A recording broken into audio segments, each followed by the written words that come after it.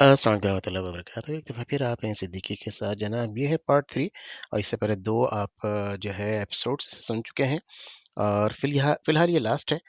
और ये मैंने आपको जैसे कि आसान सी बात, जो मेरा चैनल है उसकी लिंक मौजूद है डिस्क्रिप्शन में, वहाँ से मैंने दिया है आपको 3 साल पहले का ये जो है रिकॉर्डिंग है। तो 3 साल पहले की रिकॉर्डिंग है। इंशाअल्लाह ताला मैं उस बंदे से कॉन्टैक्ट करूँगा दोबारा और अभी के हालात जानने के बाद फिर इंशाअल्लाह ताला मैं आपको मज़ीद एपिसोड्स इसके ऊपर बना के दूँगा। चलिए जनाब फिर सुनते हैं।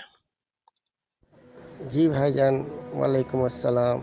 अस्सलाम वालेकुम रहमतुल्लाहि व बरकातुहू। दुआ करिए भाईजान। दुनिया में सबसे बड़ा तोहफ़ा हुआ दुआ।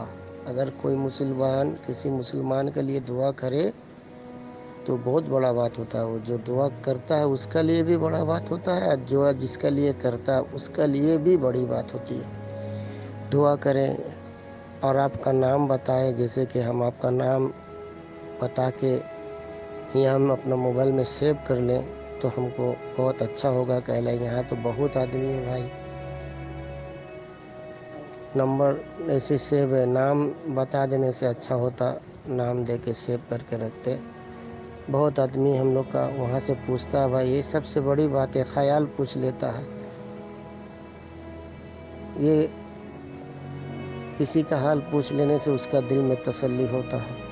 हमारा भी बहुत रिश्तेदार पाकिस्तान कराची में है, मगर कौन कहाँ है क्या पता।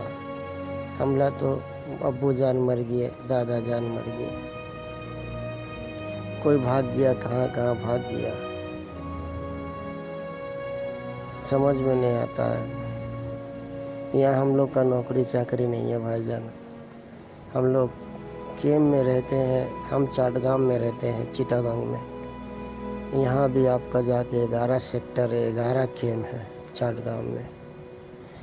तो बहुत हालत ख़राब है भाई। हम लोग को सरकार का तरफ से आज से 15 साल आगे रिलीफ मिलता था, गेंदुम मिलता था। अभी 15 साल से बंद हो गया, हम लोग को कुछ नहीं मिलता।